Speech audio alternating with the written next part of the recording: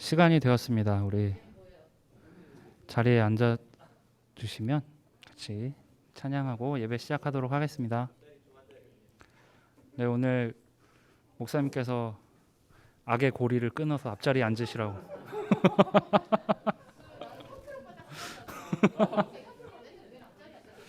네, 15만 원짜리 자리입니다.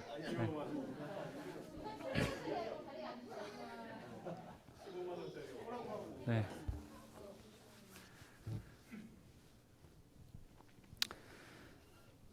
네.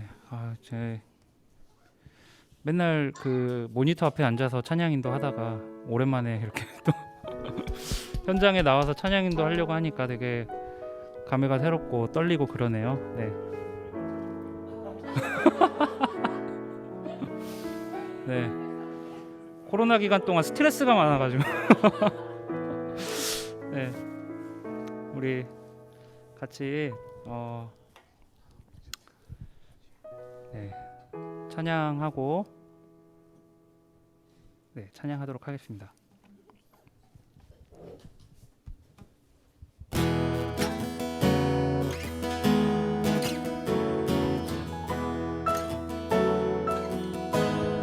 우리 주 이름으로 모였으니 이미 우리 가운데 주 계시네.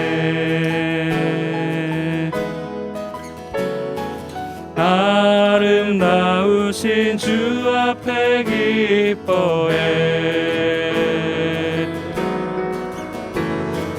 우리 모두 한 아버지 부르네.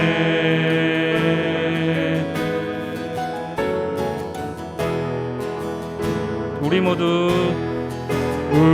모두 하늘 아버지 자녀들,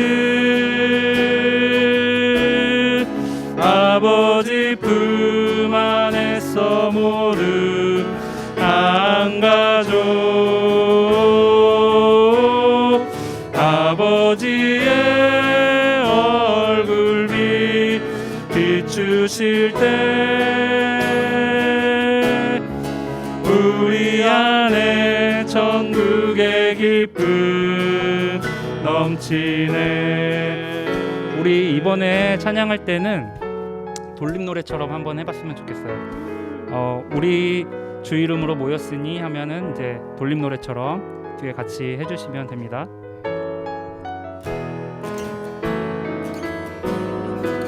우리 주 이름으로 모였으니 이미 우리 가운데 주 계시네.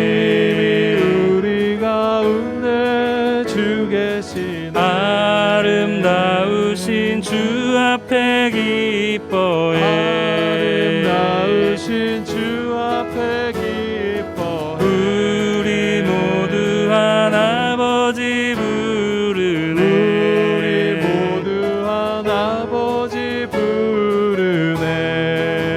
우리 모두 하늘 아버지, 우리 모두 하늘 아버지 자녀들, 아버지 품 안에서 모두 한 가족, 아버지의 얼굴 비추실 때 우리 안에 천국의 기쁨 넘치네. 하나 되어서 형제들, 하나 되어서 형제들 함께, 하나 되어서 자매들 함께하리. 어찌 그리 선하고 아름다운 어찌 그리 선하고 아름다운 보배로운 성령의 기름 흘러 넘치고 보배로운 성령의 기름 흘러 넘치고 영생의 축복 우리에게 주시네 영생의 축복 우리에게 주시네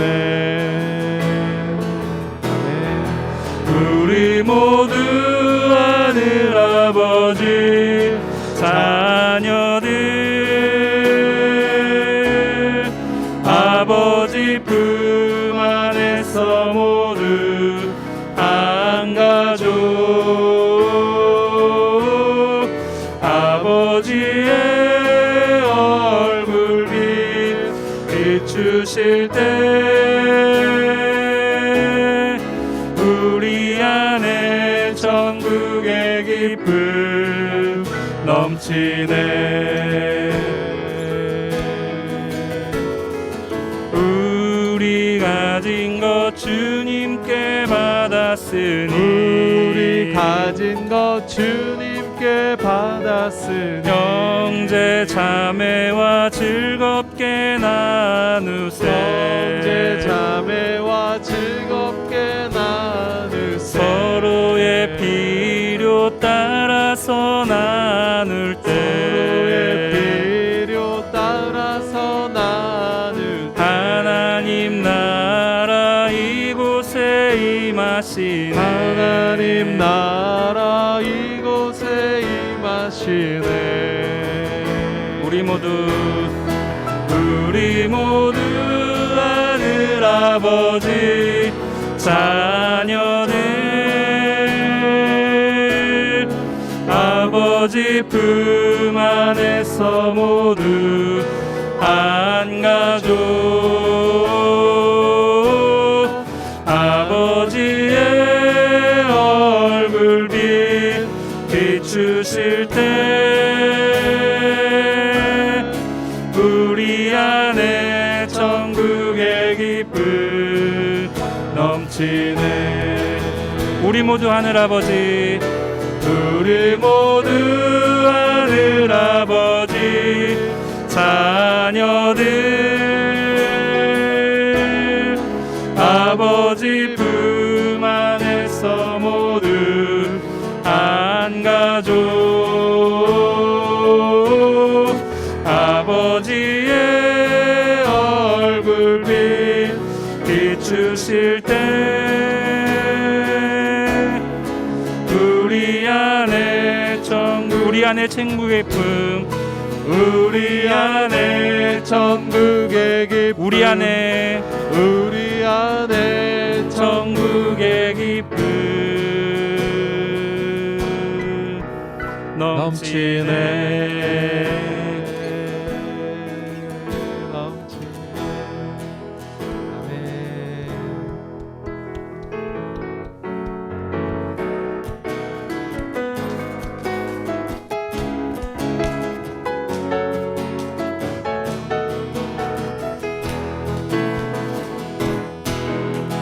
눈부신 햇살 저 하늘 넘어 내게 주어진 주님의 사랑 깊어져 가네 나의 마음에 나 얻었네 변함없는 그 사랑 내 안에 기쁨의 노래 멈출 수가 없네 주님의 사랑 바람에 실리는 내게 찾아와 그 사랑에 향기가 내 맘 가득해 주님의 은혜 부비쳐 흐르며 내게 다가와 그 사랑의 열매로 내 맘 채우네 눈부신 햇살 눈부신 햇살 저 하늘 넘어 내게 주어진 주님의 사랑 깊어져 가네 나의 나의 마음에 나 얻었네 변함없는 그 사랑 내 안에 기쁨의 노래 멈출 수가 없네 주님의 사랑 바람에 실리는 내게 찾아와 그 사랑의 향기가 내 맘 가득해 주님의 은혜 부비쳐 흐르며 내게 다가와 그 사랑의 열매로 내 맘 채우네 나 얻었네 나 얻었네 변함없는 그 사랑 내 안에 기쁨의 노래 멈출 수가 나 얻었네 나 얻었네 변함없는 그 사랑 내 안에 기쁨의 노래 멈출 수가 없네 주님의 사랑 바람에 실리듯 내게 찾아와 그 사랑의 향기가 내 맘 가득해 주님의 은혜 부비쳐 흐르며 내게 다가와 그 사랑의 열매로 내 맘 채우네 나 얻었네 변함없는 그 사랑 내 안에 기쁨의 노래 멈출 수가 없네 주님의 사랑 바람에 실리듯 내게 찾아와 그 사랑의 향기가 내 맘 가득해 주님의 은혜 부비쳐 흐르며 내게 다가와 그 사랑의 열매로 내 맘 채우네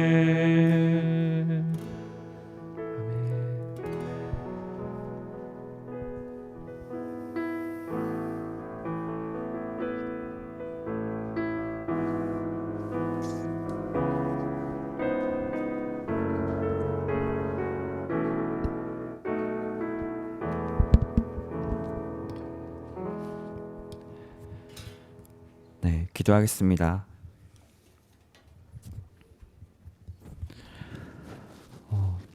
하나님 아버지, 저희를 성령부라는 공동체로 불러주시고 오늘 이 시간에 현장에서 또 온라인에서 함께 예배드릴 수 있게 하여 주심에 감사드립니다.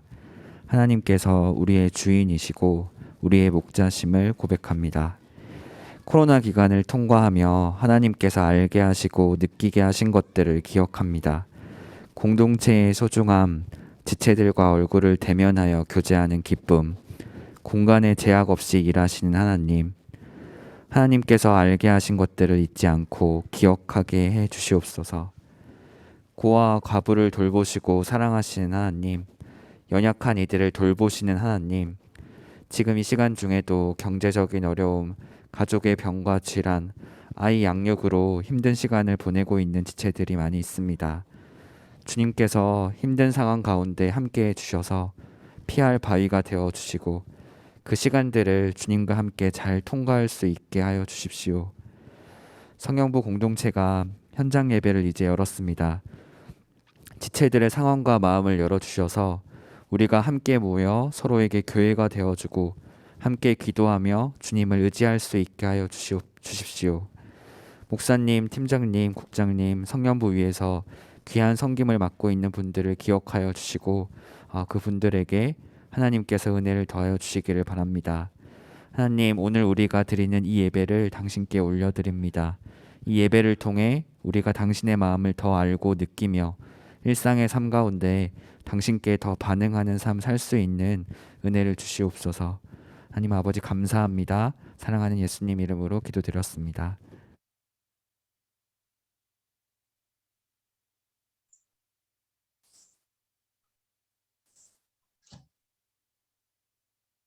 누가복음 6장 1절부터 9절 말씀입니다.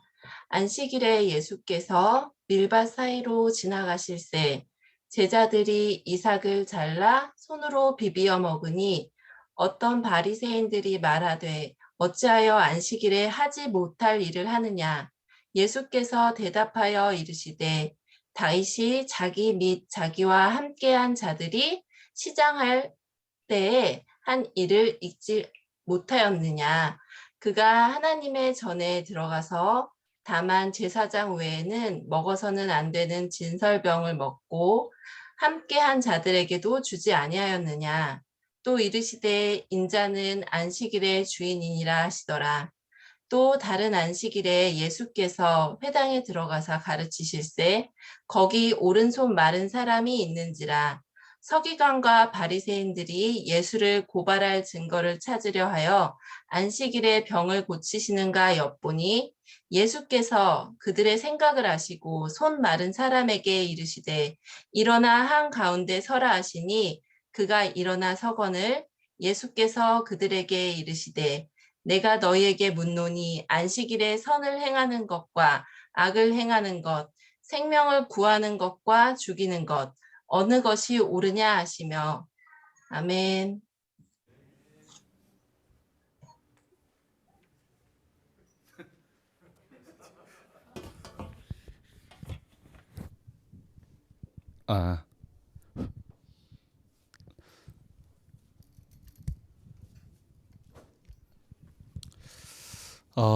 이렇게 또 현장에서 또 뵈니까 또 많이 또 늘어났고 또 새롭게 보이시는 분도 계시고 하니까 참 좋습니다. 또 이렇게 현장에 오기까지 얼마나 많은 또 어려움도 있었을 텐데 여러분들이 또 다 이기시고 나와 주시니 감사드립니다. 잠깐 좀 기도하고 말씀을 전할까요? 하나님 감사합니다. 우리의 일상은 힘들고 또 바쁘고 또 때로는 외로울 때도 있지만 우리 하나님께서 늘 함께 하심을 바라보는 말미암아 어떤 순간에도 감사할 수 있고 어떤 순간에도 기뻐할 수 있는 이 놀라운 은혜를 우리에게 허락하여 주시니 감사를 드립니다. 오늘 이 예배를 통해서 정말 우리의 인생 가운데에 우리의 삶의 현장 가운데에 정말 주님 만나는 삶을 회복하기를 원하옵고 하나님의 임재를 예배당에서 뿐 아니라 매 순간마다 경험하는 정말 하나님과 동행하는 인생을 회복하는 우리 모두 될 수 있도록 인도하여 주시옵소서. 시종을 주님께 맡깁니다. 감사드리며 예수 그리스도 이름으로 기도하옵나이다. 아멘. 자, 반갑습니다. 오늘 저는 여러분과 함께 이 하나님 나라의 상대적 가치, 여러분 아시다시피 상대적이라는 것은 또 절대적이라는 것과 좀 반대되는 의미가 되겠죠. 오늘 그것이 무엇인지 잠깐 좀 살펴봤으면 좋겠습니다. 여러분 성경에서 보면 이 70이라는 숫자를 떠올리면 어떤 게 제일 먼저 떠오릅니까? 70년. 우리가 뭐 성경에서 이 70이라는 숫자가 의미가 있는 것은 이 70년이라는 이 단어가 의미가 있죠. 이것은 이스라엘 역사 속에서 이 70년은 굉장히 중요한 의미가 있지 않습니까? 뭐가 떠오르십니까? 뭐 성경 공부를 어느 정도 하신 분이라면 70년 하면 예레미야가 예언했던 이스라엘이 70년 동안 포로기를 겪게 될 거라고 하는 예언이 기억나시죠? 여러분 이 70년 예레미야가 예언했던 유다가 멸망을 당하고 70년 동안 이방 땅의 통치를 받게 될 거라고 하는 이 예언은 두 가지 의미로 해석이 되는데요. 첫 번째로는 이스라엘이 이제 마지막 왕에 다다랐을 때에 바벨론의 침공을 당하는데 여러분 아시다시피 바벨론 침공에 한 번에 망한 건 아니고 1차, 2차, 마지막 3차로 완전히 무너지게 되는데요. 이 70년이라는 이 숫자는 그 1차 침공기 때에 바벨론이 유다를 1차 침공기 때에 여러분 아시는 이 다니엘이라고 하는 사람이 이제 포로로 끌려가고 그게 많은 지식인들이 끌려가게 되는데요. 1차 침공 때로부터 시작해서 고레스 칙령 들어보셨죠? 이제 바벨론을 정복한 페르시아 왕이었던 이 고레스 왕이 사실 이스라엘뿐만 아닙니다. 고레스 왕 굉장히 관대한 왕이었기 때문에 각 나라들에게 말하는 겁니다. 각 나라들에게 이제 자유를 주는 겁니다. 그때에 이스라엘에게도 자유를 선포하는데요. 이때를 계산해 보니까 딱 70년이 되는 겁니다. 605년에 바벨론이 유다를 침공해서 포로로 끌려가서 이제 포로 생활이 시작되죠. 그때가 605년입니다. 605년 BC 605년이 되겠죠. 605년에서 70년을 이제 빼면 몇 년이 됩니까? 몇 년이죠? 535. 잘하셨습니다. 535. 누구라고 많이 보신 분이시네요. 자, 535년 됩니다. 70년이 되는데 535년에 고레스가 이제 가라고 하는 칙령을 베풀게 되는 겁니다. 자, 이거는 실제로 보면은 역사적 의미에서 실제로 이렇게 실제로 포로에서 자유케 되는데, 근데 또 중요한 의미가 하나 있어요. 계산법. 또 하나 계산법은 뭐냐면, 사실 이스라엘이 완전히 망한 건 사실 언제냐면 BC 586년이에요. 여러분 아시죠? BC 586년에 이제 완전히 무너졌어요. 여기에서 70년을 빼면 몇 년이 됩니까? 516년. 혹시 516년에 어떤 일이 있었는지 혹시 아는 사람 혹시 있으세요? 516년에 70년을 빼면 그때 혹시 특별한 사건이 하나 있었습니다. 그 사건이 혹시 뭔지 아시죠? 그게 뭐냐면 성전이 완공된 날입니다. 자, 역사적으로 예레미야가 예언을 할 때는 사실 두 가지 의미가 있는 것 같아요. 이건 눈에 보이는 진짜 포로에서 자유가 되는 의미가 있고요. 실제로 586년은 유다가 무너진 것도 큰 의미가 있지만 더 큰 의미는 뭐가 있냐면 성전이 무너졌어요. 여러분 성전 무너진 건 그냥 역사적으로 아무것도 아닌 것처럼 보이지만 여러분 생각해 보세요. 그 엘리 시대 때 성전이 아니라 성전의 일부분이었던 벗게만 가더라도 완전히 기적과 승리가 일어났잖아요. 근데 성전이라고 하는 이 어마어마한 하나님의 집이 무너지지 않을 걸로 생각했었거든요. 근데 실제로 성전이 불타서 사라져버려요. 그게 586년이에요. 근데 이것이 영적으로 볼 때는 정말 어둠의 권세와 정말 사망의 권세에 사로잡히는 영적 노예 시대가 되는 거예요. 그리고 516년에 성전이 완공될 때 하나님께서 임재하시는 말미암아 그때 참된 자유가 임하게 되어집니다. 그래서 사실 보면 뒤에 보면은 느헤미야가 그 성벽을 회복하는 사건도 있지만 뒤에 보면 성전 회복하는 사건으로 성경의 저자들은 집중하는 것을 보게 됩니다. 제가 이 이야기를 한 이유는 제가 제일 친한 친구가 한 명 있는데 제일 친한 친구가 이제 그 북한에서 김일성 종합대학교를 나오고 탈영한 친구예요. 그리고 그 친구가 제가 신학교 같이 했고 정말 많이 싸웠습니다. 왜냐하면 북한 분들이 굉장히 뭐가 있냐면 뭐 없어서 하는 이야기인데 못 들을 거니까 굉장히 고집이 세요. 저도 한 고집하는데 야 여기는 장난이 아니에요. 틀린 줄 알면서도 끝까지 이야기하는 거예요. 저도 또 끝까지 이야기하면서 신학교 때 정말 신학적 논의를 굉장히 많이 했고 그랬던 친구 지금도 연락하는 친구인데요. 그 친구가 이제 아주 그 북한에 이제서 이제 그 중국에 사업차 나갔다가 자기 친구 같이 나갔던 친구가 이제 봤더니 기독교인이었던 거예요. 진짜 깜짝 놀랐던 거예요. 처음에는 선교사를 핍박하다가 진짜 하나님의 특별한 은혜를 받아가지고 꼬꾸라지고 결국 이제 그 친구는 이제 은혜를 받고 선교사님에게 이제 양육을 받아서 자기는 다시 북한으로 돌아가서 생을 바치겠다고 이야기했는데 그 선교사님께서 당신은 이제 학벌도 있고 하니까 이제 통일한국을 준비하라고 해서 한국을 데리고 왔어요. 그래서 제가 같이 공부를 했었거든요.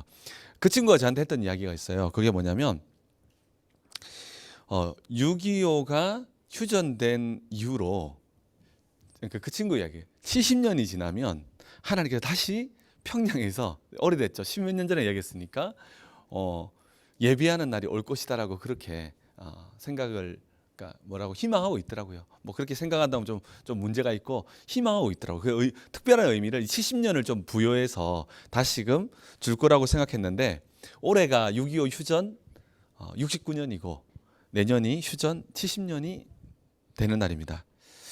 저는 이 6.25 하면 여러 이야기가 떠오르지만 여러분 혹시 6.25 우리 대한민국이 치렀던 6.25에서 이 6.25가 이 전쟁을 통해서 기네스북에 2개를 등재한 게 있는데 혹시 뭔지 아시는 분 계세요 혹시?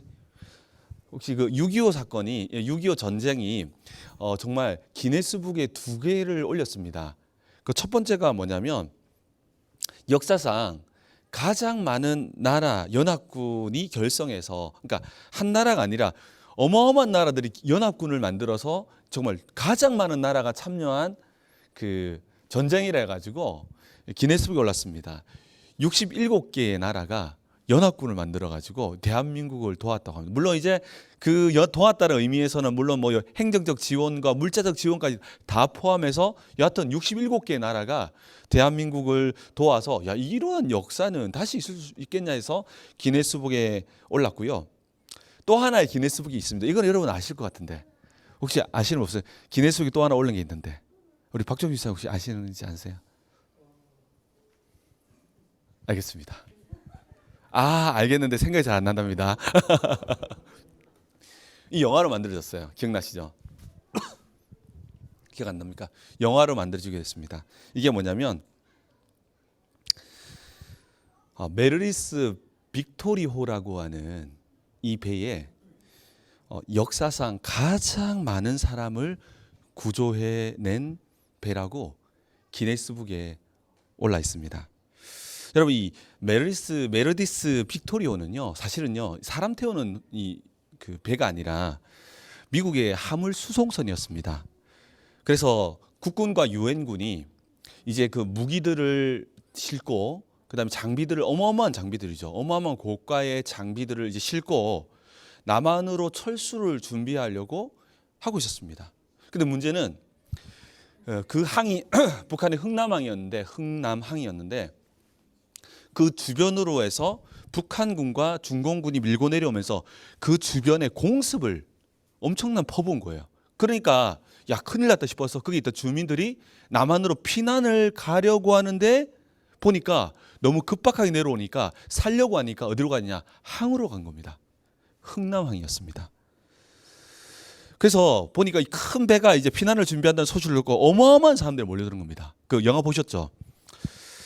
그래서 피난민들에게 유일한 희망은 메르디스 빅토리호에 안전하게 타서 남한으로 내려가는 것이 유일한 희망이었습니다. 그런데 문제는 이 화물 수송선이었던 빅토리호는 배 정원이 60명이었고 그 다음에 선원이 이미 47명이 타고 있었답니다. 여러분 이때 여러분 영화 보셨을 겁니다. 이때에 누가 등장하냐면 미국의 알몬드 장군이라는 분이 등장합니다. 한국의 어떤 뭐 의사가 여러 가지 뭐 청도했다고 하지만 어쨌든 이분이 어떻게 하냐면 엄청난 사람들이 몰려드는 모습들을 보면서 배에 실렸던 이 고가의 여러분 아시다시피 정말 전쟁 무기는 여러분 아시다시피 정말 고가의 무기거든요. 이 고가의 무기를 뭐 이걸 어떻게 정부에다가 허가받고 이런 게 없어요. 고가의 무기들과 군장비들을 전부 다 내립니다. 그리고 흥남항에 내려요. 어마어마한 장비였겠죠. 그리고 어느 정도 시간 지나서 그 전체를 폭파시켜 버립니다. 왜냐하면 그 북한군이 사용하면 안 되니까. 그리고 또 하나 사실 이걸 하기 위해서 이 사람 혼자 책임지는 거예요. 이걸 하기 위해서 어떻게 해야 됩니까? 후방에서 어쨌든 보호를 해야 돼요. 영화에서는 안 나왔거든요. 후방에서 어쨌든 간에 북한군이 쳐들어오지 못하도록 시간을 끌어야 될 거 아닙니까? 그래서 자기의 병사들을 그 흥남항 후방에다가 배치를 시켜놨습니다. 그리고 그 배치하는 과정에서 싸움에서 또 3명의 자기 부하를 잃습니다. 자, 여하튼 여러분 아시다시피 14,000명, 물론 다 실을 수도 없었습니다. 무려 14,000명의 사람들을 승선시키기 위해서 이 알몬드 장군은 모든 것들 다 내려놓고 자기 부하까지 희생하면서도 정말 이 사람들을 실습니다.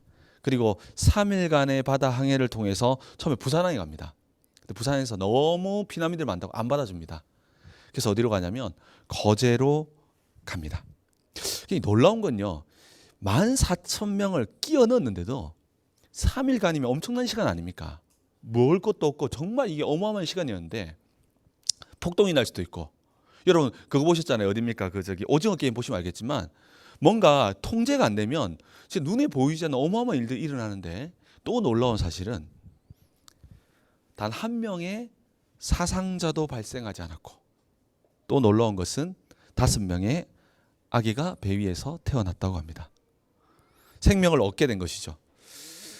여러분, 이 알몬드 장군의 사명은요, 사실은요, 명령대로라면 배에 무기를 잘 실어서 그 무기를 정말 안전한 곳으로 옮겨서 전력을 성실하지 않는 것이었습니다. 자, 분명하게 이 알몬드 장군이 이렇게 행해도 옳았습니다. 맞죠? 옳았습니다.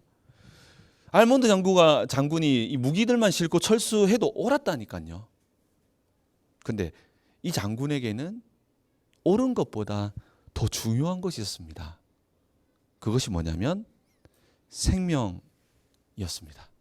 그리고 그 생명을 위해서는 자기의 희생을 감수하는 일들도 필요했습니다. 이 사건이요, 오늘 읽은 이 본문과 같은 맥락이 있습니다. 자, 성경은 분명하게 율법에, 여러분 아시다시피 오늘 이 안식일 논쟁이거든요. 성경은 분명 아시잖아요. 주일 성수가 얼마나 중요한지. 여러분 옛날에 그랬잖아요. 우리 기억 안 납니까? 예전에 막 뭡니까 진짜 저 부모님들 밤에 갔다 오고 나서 막 뭐 TV 봤는지 안 봤는지 딱 만져가 뜨겁게 막 일어나 막 맞아 죽고 막 과자 사 먹다 들키면 막 혼나고 막 안 그랬잖아, 맞잖아. 되게 중요했잖아요. 자, 분명하게 성경은 안식일에 일을 하지 말라고 분명 율법에는 얼마나 중요했는지 죽여버리려 했습니다. 맞잖아요. 여러분 성경에 기록되어 있습니다. 읽어보세요. 자, 유대인들에게 율법이 있었는데 그 중에서 안식일은 너무 중요했어요. 그러니까 오늘 본문에서는 어쩌면 바리새인들이 우리가 무조건 부정적으로 봐서 그렇지, 아니 잘못된 것을 잘못됐다고 말하는데 이야기입니다. 사실 첫 번째 장면은 어떤 장면이냐면 제자들이 배가 너무 고팠어요. 그래서 기진맥진했어요. 심심해서 이삭을 먹은 게 아니에요. 기록돼 있지 않았지만 여기 그래서 보면 다른 성경에 보면 첨가시켜 놨는데 너무 기진맥진해. 도저히 막 쓰러질 것 같은. 그래서 좀 먹었어요. 근데 그걸 딱 보고, 야, 어떻게 이삭을 비벼서 먹을 수 있는 일을 할 수 있지라고 먼저 시비를 거는 겁니다. 그리고 또 하나는 후반절은 뭐냐면 예수님께서 회당에서 병 고친 일들이 있었어요. 근데 이 증거를 잡아야 되니까, 자, 오늘 안식일이니까 분명히 여기 보니까 병자들도 있고 하니까 고칠 거야 하면서 이 안식일에 병 고치는 것들을 고발해서 율법을 어겼고 너는 죄인이기 때문에 하나님이 사람이 아니라는 것들을 증명하려 했습니다. 그 메시지예요. 자, 그때에 예수님께서 아주 중요한 말씀을 하시는데 우리 9절 말씀 한번 읽어볼까요? 9절 말씀. 우리 9절 말씀을 함께 읽어보겠습니다. 읽겠습니다. 시작. 예수께서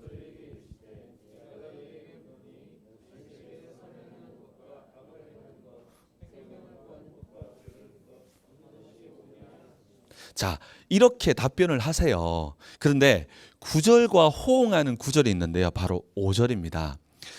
안식일에 율법을 범했다고 고발하는 종교 지도자들 향해서 먼저 5절로 답변하시고 그 다음에 안식일에 병 고치는 일에 대해서는 오늘 9절로 대응하시는데요. 이 5절과 이 9절은 사실은 호응하는 그러니까 9절입니다. 자, 5절은 이렇게 말하죠. 또 이르시되 인자는 안식일의 주인이라. 이 두 답변을 이을 때 예수님께 궁극적으로 어떤 이야기를 하기를 원하시는지를 발견할 수 있습니다.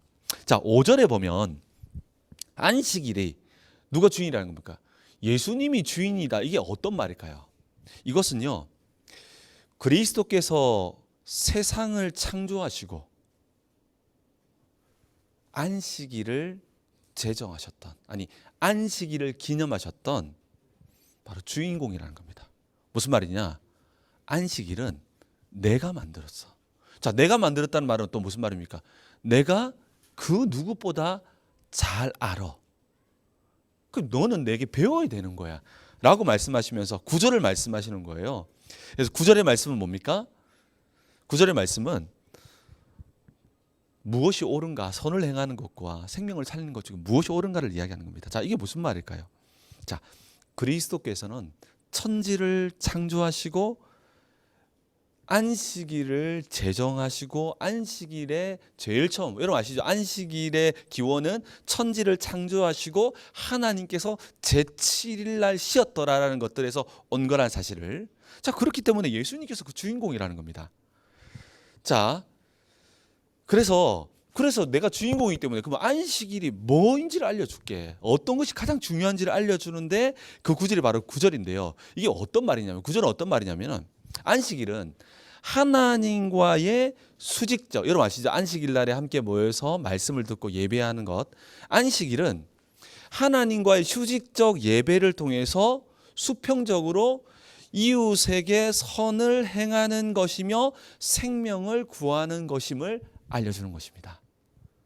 이것이 율법의 핵심이며 최고의 가치는 생명임을 알려주는 겁니다. 근데요, 유대인들은 이미 알고 있었습니다. 여러분, 유대인의 율법을 연구하면요, 유대인들에게 최고의 사상은 뭐였냐면 생명 존중 사상이었어요. 사실 그들은 알고 있었어요.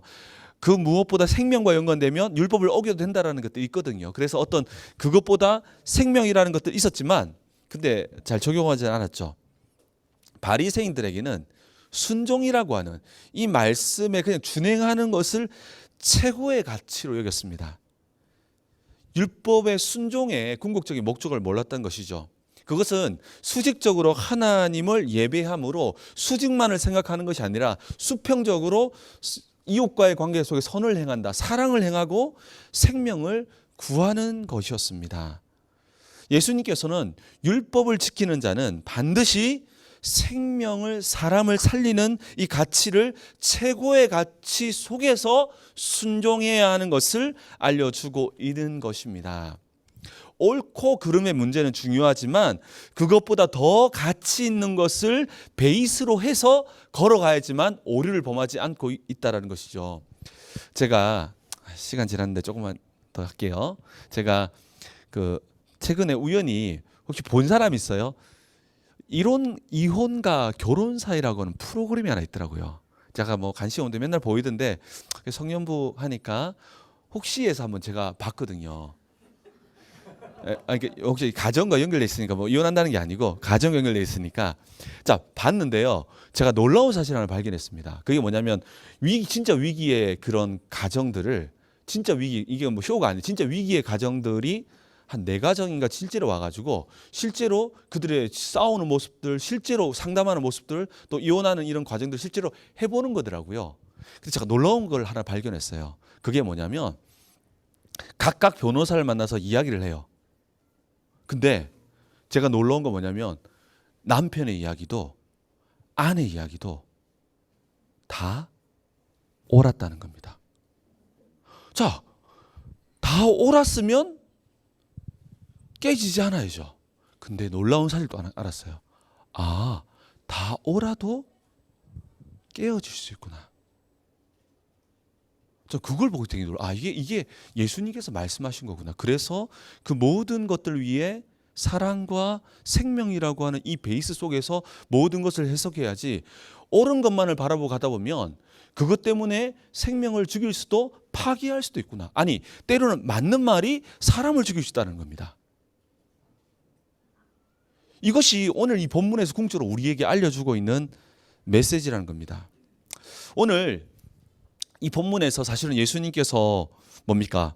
생명을 살리기 위해서는 정말 때로는 이 바리새인들에게 억울함과 또 뭡니까? 핍박과 고난이 있다는 것들을 이미 알고 있었지만 예수님께서는 그 연연하지 않게 본질적으로 병자를 고치고 안식일에 수많은 사람들을 귀신에 사로잡힌 자들, 이 모든 자들에게 노임을 주는 사랑을 베푸셨습니다.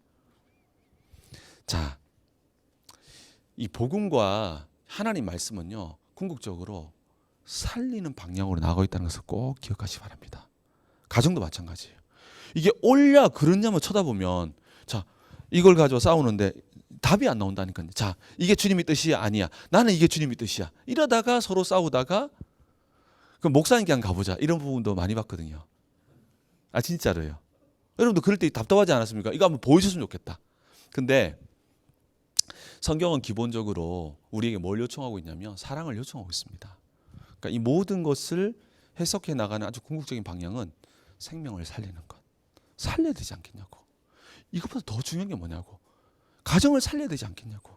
영혼을 살려야 되지 않겠냐고. 아이를 살려야 되지 않겠냐고. 이것을 위해서 순종을 요청하셨고 이것 때문에 나아갔는데 이거 무시해버리고 어디로 가버리는 거 수직적 관계만 가버리는 것이 굉장히 주님을 위한 것처럼 보이지만 굉장히 주님을 떠날 수도 있다는 것을 오늘 본문은 이야기하고 있습니다. 자, 여러분, 오늘 우리는 예수님께서 어디로 데리고 가냐면 우리 모두를 흥남항으로 데려갑니다. 그리고 여러분들에게 빅토리호의 뭡니까? 책임자로 다 세우셨습니다. 똑같은 상황이 펼쳐져 있습니다. 여러분, 분명히 율법대로 그 무기를 싣고 떠나도 분명하게 문제는 없습니다. 그러나 더 중요한 가치가 있다는 겁니다. 그건 뭡니까? 생명을 살리는 것.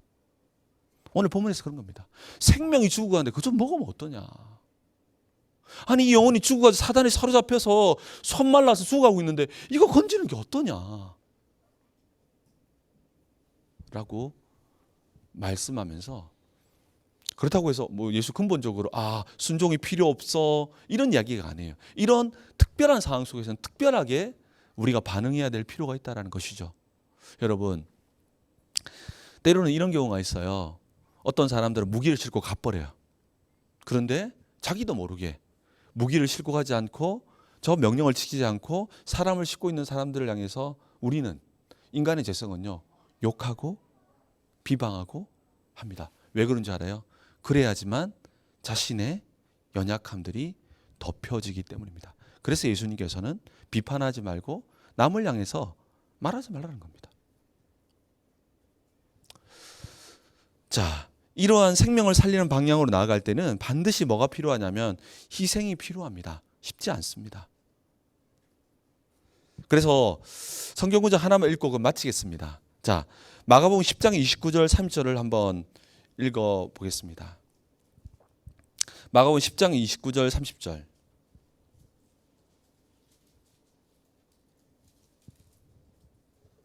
자, 읽겠습니다. 시작. 예수께서 이르시되 나와 복음을 아버지나 자식이나 현세에서 측과 형제와 자매와 어머니와 박해를 겸하여 받고 내세의 영생을 없느니라. 아멘.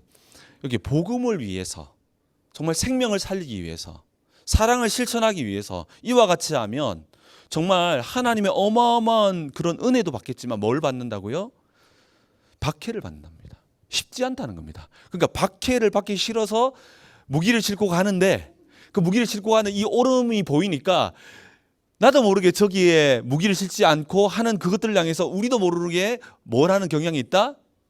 욕하고 비방하고 정죄함으로써 자신을 정당화하려고 하는 바리새인들의 마음이 우리 안에 숨어 있다는 겁니다. 정말 이해가십니까?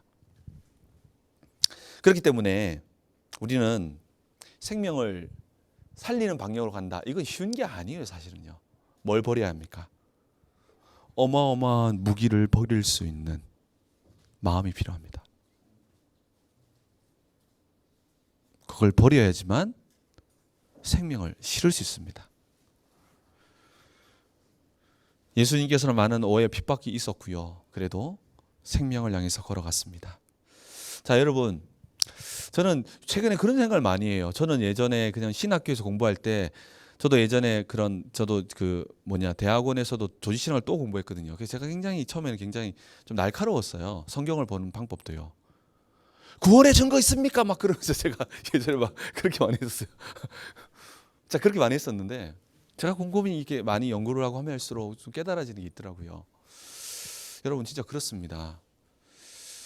우리가 이 하나님 말씀을, 이 생명을 살리는 이 하나님 말씀을요 잘못 사용하면 죽이는 무기가 될 수도 있습니다. 근데 이 무기를 사람을 살리고 가정을 살리고 세상을 살리는 무기로 사용해야 한다는 것이죠. 그래서 우리가 이 오늘 이 본문에서처럼 가장 중요한 가치들이 있어요. 그 가치들을 향해서 걸어가고 있는지를 반드시 조명하면서 순종으로 걸어갈 때 그 순종이 하나님께 빛나게 되는 것이라는 것을 꼭 기억할 때, 나도 모르게 무기를 싣고 갈 때에는 나도 모르게 무기를 싣지 않는 저 사람을 향해서 손을 내밀어서 비판하고 짓밟으려고 하는 인간의 본성이 있어요. 진짜로요. 제가 지켜보니까. 그래서 그러한 것들을 감안해서 우리는 정말 다른 사람을 정죄하지 않고 생명을 살리고 영혼을 살리고 정말 세워주는 그런 인생을 살아야 한다. 이것이 정말 율법이 우리에게 가르쳐주는 가장 중요한 것이다. 그래서 율법의 핵심은 뭐라고 부릅니까? 사랑이다라고 이야기하는 것입니다. 이러한 사랑의 본질들이 우리 모든 성년부의 가정에 있음으로 말미암아 맞고 틀리고를 막 따지기보다 생명을 살리기 위해서 양보하고 생명을 살리기 위해서 이해하고 생명을 살리기 위해서 걸어가는, 그래서 정말 이 복음이 정말 가정을 살리고 관계를 살리고요, 모든 것을 정말 살려나가는 정말 계명이 정말 우리의 모든 인생에 옴으로써 정말 예수를 믿는 이 계명이 얼마나 위대한지, 예수를 믿는 게 얼마나 좋은 건지, 예수를 믿을 때 얼마나 창조의 능력이 나타나는 건지, 그러한 것들이 정말 우리 성령의 모든 가정 가운데 일어나게 되기를 예수 그리스도로 축복합니다. 자, 한번 기도하고 제가 넘겨주겠습니다. 하나님 감사합니다. 정말 생명을 살리는 하나님의 가장 중요한 가치, 사랑을 실현하는 가장 중요한 가치를 내버려 버린 채 법에만 사로잡힌 것이 아니라 가장 중요한 가치 안에서 하나님 법과 순종으로 나아갈 때에 우리의 모든 순종이 하나님께 아름답게 높임 바 되는, 하나님의 제물이 되는, 하나님께 선물이 되는, 하나님께 예배가 되는 그러한 것이 될 수 있도록 우리를 이끌어 주옵소서. 특별히 기도하는 것은 우리 안에도 정말로 잘못된 정죄들과 잘못된 가치관들이 우리를 지배하고 있다면 하나님 아버지 성령께서 그 모든 것을 밝히 보이사 하나님 말씀의 본질대로 사고하고 걸어가고 생활하는 우리 모두가 될 수 있도록 인도하여 주시옵소서. 감사드리며 예수 그리스도 이름으로 기도합나이다. 아멘. 기도 같이 이어갈 건데 기도하시기 전에 같이 찬양 한 곡 했으면 좋겠습니다. 가사는 아무것도 두려워 말라 주 나의 하나님이 지켜주시네. 함께 같이 찬양하겠습니다.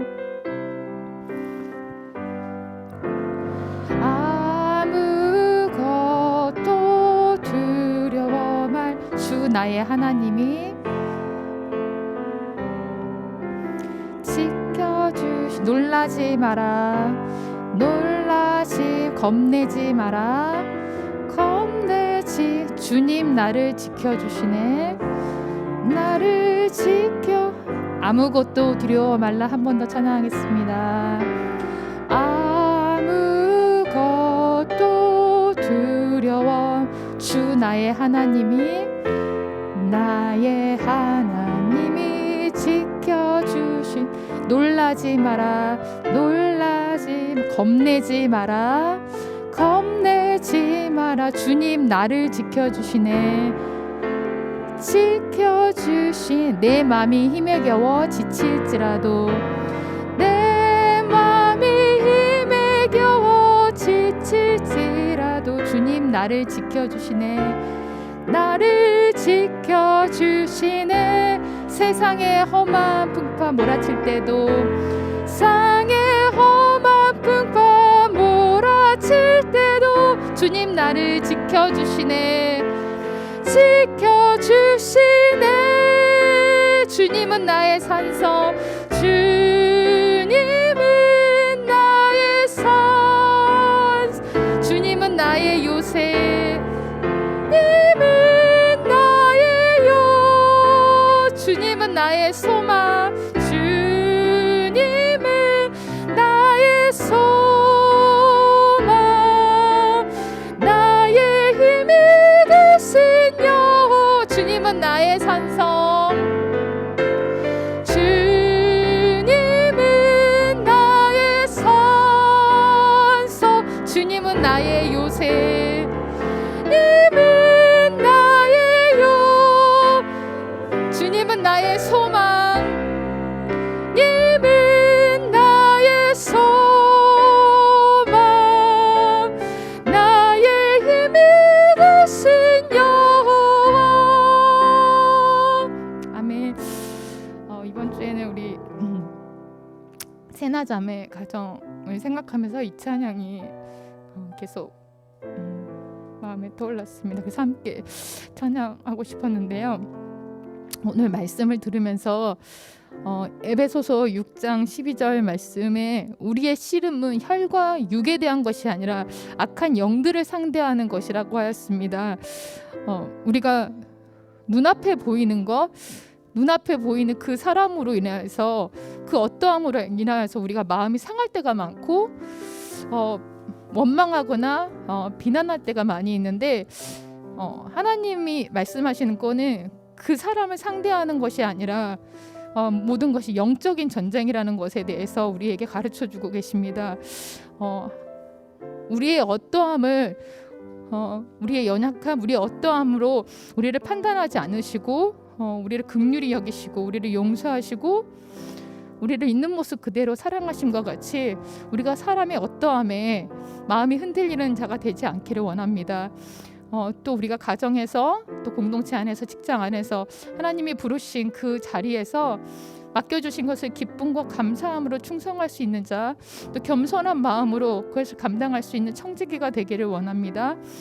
그리고 우리가 무엇보다 나의 의를 드러내지 아니하고 주님을 사랑하고 닮아가는 성품으로 하나님께서 주시는 그 능력으로 그것들을 감당할 수 있기를 원합니다.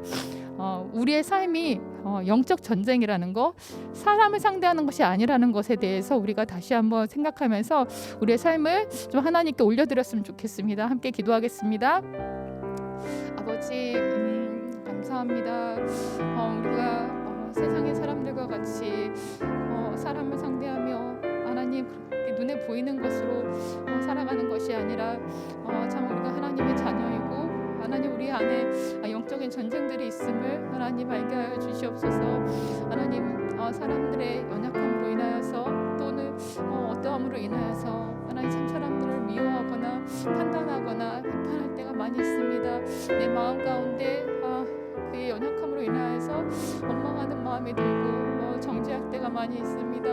아버지, 사람을 향하여서 우리가 싸울 대상이 혈과 육이 아닌 것을 기억하게 하여 주시고 아버지 참 긍휼히 여기시고 우리를 용서하시며 우리를 있는 모습으로 용납하시고 사랑하신 주님과 같이 우리도 그러할 수 있도록 인도하여 주시기를 원합니다. 하나님 가정에서 주님께서 맡겨주신 배우자와 자녀들을 그렇게 섬기고 사랑할 수 있도록 하나님 있는 모습을 더 사랑을 더할 수 있도록 인도하여 주시옵소서. 직장에서 만나는 자들이 하나님 그리스도인이 아닐지라도 믿음의 형제와 자매가 아닐지라도 하나님 우리가 죽게 하듯이 더 사랑하며 섬길 수 있도록 도와주시고 하나님 우리가 공동체 안에서도 하나님 믿는 자의 모습 가운데서 하나님 우리가 가끔 실망하며 낙심할 때가 많이 있는데 주님 그 안에서 주님께서 우리를 사랑하신 것 같이 더 사랑하며 응답할 수 있도록 인도하여 주시기를 원합니다. 하나님 우리가 옳고 그름의 문제보다 하나님께서 예수 그리스도께서 참 하신 것과 같이 하나님 정말 하나님을 예배하는 마음으로 하나님 사랑하는 마음으로 하나님 주님을 더 닮아가는 마음으로 하나님 공동체 안에서도 역시나 하나님 그렇게 사랑할 수 있도록 주님 인도하여 주시기를 원합니다. 하나님 우리 안에 참 사랑이 없음을 고백합니다. 하나님 늘 항상 옳고 그름을 따지며 하나님 하나님 의를 드러내고자 하는 마음들이 가득합니다. 주님 우리가 하나님 우리에게 주신 것들이 나의 것이 아니며 하나님 맡겨주신 것임을 기억하고 하나님 참 청지기의 마음을 가지고 하나님 겸손한 마음으로 하나님 충성되이 섬길 수 있도록 인도하여 주시기를 원합니다. 우리 두 번째는 우리 성년부를 위해서 함께 기도했으면 좋겠습니다. 성년부 예배와 소그룹 가운데 성령의 충만한 임재를 허락하여 주시고 우리가 예배를 위한 예배, 소그룹을 위한 그런 모임이 아니라 참 그 안에서 참 주님을 기뻐하는 존재가 되기를 참 소망합니다. 우리의 예배가 하나님을 사랑하고 참 기뻐하는 시간이 되기를 소망합니다. 우리 성년부의 모임이 그렇게 하나님을 기뻐하는 그런 시간이 되기를 원합니다. 우리 예배와 모든 만남과 교제를 위해서 기도해 주시기 원합니다. 그리고 성년부에 알게 모르게 새로운 새 가족들이 많이 있습니다. 또 함께한 연차가 많이 되었어도 아직까지 성년부가 어색하고 낯선 지체들도 많이 있습니다. 이들이 성년부와의 연결을 통해서 위로와 힘을 얻고 또 믿음 안에서 개인과 가정이 든든히 자라갈 수 있도록 기도해 주시기 원합니다. 또 세 번째는 우리 여름 수련회를 준비 중에 있는데요. 8월 14일, 15일 이 시간을 위해서 기도해 주십시오. 강사와 주제 일정들이 모두 순적히 준비되고 우리 마음 안에 하나님을 기대하는 마음, 하나님이 우리에게 주실 그 은혜와 말씀들을 소망하는 마음들을 부어주시고 이 시간까지 우리가 기도로 준비하면서 하나님이 주실 은혜들이 우리 마음밭에 잘 뿌리내릴 수 있도록 옥토와 같이 우리의 마음이 잘 준비될 수 있도록 기도해 주시기 바랍니다. 성령부를 위해서 함께 기도하겠습니다. 하나님 우리를 참 믿음의 길을 함께 갈 수 있도록 우리 지체들을 공동체로 불러주셔서 참 감사합니다. 하나님 참 원하옵기는 우리가 하나님을 기뻐하는 존재가 되기를 소망합니다. 하나님을 참 닮고자 하는 존재가 되기를 참 소망합니다. 그래서 하나님 그 성품을 하나님의 그 능력을 하나님의 그 모습 우리 안에 담아내기를 소망합니다. 주님 우리의 속사람이 새로워지게 하여 주시기를 원합니다. 하나님 우리의 겉사람 없게 되나 우리의 마음만은 우리의 속사람 새 사람은 하나님 날마다 새롭게 되기를 소망합니다. 하나님 우리 안에 성령의 충만한 은혜를 허락하여 주시옵기를 원합니다. 주의 말씀을 날마다 깨닫게 하여 주시고 붙들게 하여 주시고 하나님 그 말씀을 따라 살아가는 모든 인생들이 될 수 있도록 성령으로 축복하여 주시옵소서. 우리의 예배를 주님 기름 부어 주시기를 원합니다. 예배를 통해서 주님 영광 받아 주시기를 원합니다. 주의 이름을 부르는 자들 가운데 하나님 은혜를 허락하시는 하나님 이 예배를 통하여서 주님 영광 받아 주시며 하나님 우리가 주의 뜻이 무엇인지 깨달아 그 뜻대로 살아가는 인생들 될 수 있도록 주님 인도하여 주십시오. 하나님 우리 속으로 가운데 주님 은혜를 부어 주시기를 원합니다. 리더와 함께하는 지체들 가운데 주님 은혜를 주셔서 하나님 그 시간을 통하여서 주님을 더 알아가고 닮아갈 수 있도록 인도하여 주시기를 원합니다. 사랑을 더하셔서 하나님 서로 돌아보며 하나님 우리가 중보함으로 하나님 그의 삶들이 하나님 더 힘을 얻고 위로함을 얻을 수 있도록 인도하여 주시옵소서. 하나님 우리 새로운 지체들을 하나님 축복하여 주시고 하나님 성령부를 통하여서 하나님 참 스스로 혼자 하기 힘들었던 많은 영역들 가운데 힘을 얻으며 하나님 개인과 가정이 하나님 믿음 안에 견고히 설 수 있도록 또 교회 안에 하나님 잘 뿌리 내리며 신앙 안에 잘 자라갈 수 있도록 축복하여 주시옵소서. 하나님 여름 수련회를 허락하셔서 감사합니다. 이 시간들을 준비하며 하나님 모든 과정 속에서 하나님 기도함으로 우리가 마음밭을 준비하게 하여 주시고 모든 과정 가운데서 하나님 은혜로 예비하여 주시며 하나님 주제와 강사와 모든 일정들이 순적히 진행될 수 있도록 주님 은혜로 도와여 주시옵소서. 하나님 우리의 마음 가운데 기대와 소망하는 마음들을 더하여 주시기를 원합니다. 마지막으로 우리 아까 찬양하였던 것처럼 우리 조승환 박세나 가정 위해서 같이 마음 모아 기도했으면 좋겠습니다. 5월 31일에 둘째 현준이를 출산했고 몸무게가 조금 늘어서 6월 10일에 심장 질환 수술을 했습니다. 수술 이후에 우리 현준이가 온전히 회복될 수 있도록 건강하고 힘차게 뛰는 심장을 가지고 자라갈 수 있도록 기도해 주십시오. 그리고 지금 이런 고통과 인내 시간 속에서 가정 가운데 위로와 힘을 주시고 날마다 순간순간 함께 하시는 임마누엘의 하나님과 동행할 수 있도록 기도해 주십시오. 조리원에서 회복 중에 있을 우리 세나 자매 가운데 몸과 마음을 강건케 하여 주시고 현준이가 또 태원 이후에 계속 잘 돌봐야 할 부분이 있을 텐데 우리 세나 자매 또 승환 형제에게 감당할 수 있는 힘을 주시도록 우리 이 가정 위해서 함께 기도하겠습니다. 하나님 우리 현준이를 긍휼히 여겨 주시옵소서. 생명의 주인께서 하나님 이 가정에 허락하신 하나님 우리 현준이를 축복하여 주시옵소서. 하나님 지금 병원에서 홀로 외롭게 하나님 싸움을 싸울 아이를 지금 붙잡아 주시옵소서. 하나님 수술 이후에 모든 하나님 기능들이 온전히 회복되게 하여 주시고 강건하게 하나님 태어날 수 있도록 주님 인도하여 주시기를 원합니다. 건강한 심장으로 안 자라가고 뛰어갈 수 있도록 주님 축복하여 주시옵소서. 하나님 믿음 안에 지혜롭게 자라갈 수 있도록 축복하여 주시옵소서. 주님의 자녀로 하나님 참 아름답게 성장할 수 있도록 축복하여 주시옵소서. 하나님 힘든 시간들 속에서 하나님 우리 승환 형제와 세나 자매에게 하나님 믿음을 도와여 주시고 날마다 동행하시며 함께하시는 주님의 은혜를 하나님 날마다 누릴 수 있도록 축복하여 주시기를 원합니다. 하나님 우리 세나 자매 하나님 몸과 마음이 온전히 회복될 수 있도록 도와주시고 하나님 현진이 퇴원 이후에 돌봐야 할 모든 부분에 있어서 하나님 돕는 손길을 허락하시며 은혜를 허락하시며 하나님 감당할 수 있는 힘을 허락하시고 피할 길을 허락하여 주시기를 원합니다. 이 가정 가운데 하나님의 뜻을 보이시며 하나님 승리 가운데 은혜를 더하여 주시기를 원합니다.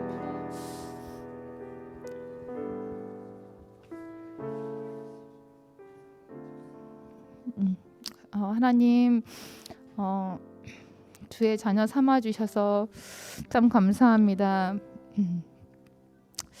주님을 따라가는 이 길 가운데 영광만 있는 것이 아니고 박해도 있음을 기억하게 하여 주시고 주님이 기뻐하시는 그 길로 갈 때에 고난과 고통과 박해도 있지만 주님과 함께 감사함으로 잘 받을 수 있는 믿음도 허락하여 주시기를 원합니다. 지금 어려움 가운데 있는 우리 지체들, 가정들을 주님 긍휼히 여겨주시고 주님과 그 길을 동행함으로 믿음으로 잘 통과할 수 있도록 주님 힘을 주시기를 원합니다. 성년부가 하나님을 참 기뻐하는 공동체, 하나님의 사람들로 가득한 공동체, 하나님의 영광이 잘 나타나는 공동체가 되도록 주님 축복하여 주시옵소서. 이 모든 말씀 예수님의 이름으로 기도합니다. 아멘.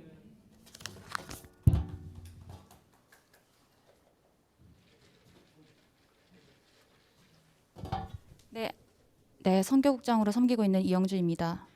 너무 급하게 나왔나 봐요. 갑자기 어지러워. 네, 우리 여러분들 그 서태지와 아이들 알고 계세요? 좋아하셨어요? 저는 하나도 안 좋아했는데요. 지금 이제 곧 나오실 분들도 세 분이신데 저는 이 세 분은 조금 좋아하는 편입니다.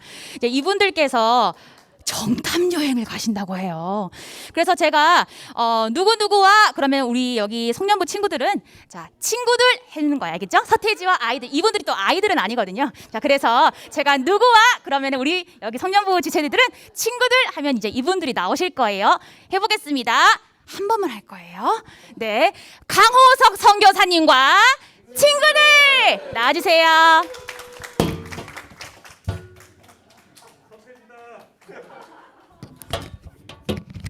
네, 어딜 가도 이런 소개는 처음 들어봅니다. 네. 친구들은 아니고 한 명은 형이고 한 명은 친구인데, 네, 그렇죠. 예, 저희가 이렇게 나오게 된 거는 본의 아니게 이렇게 일정이 빨리 이렇게 돼가지고요. 여러분한테 이제 소개도 드리고 기도 제목도 요청드리고 이렇게 하려고 왔습니다. 일단 영상이 하나 있는데 영상부터 하나 보시고. 예.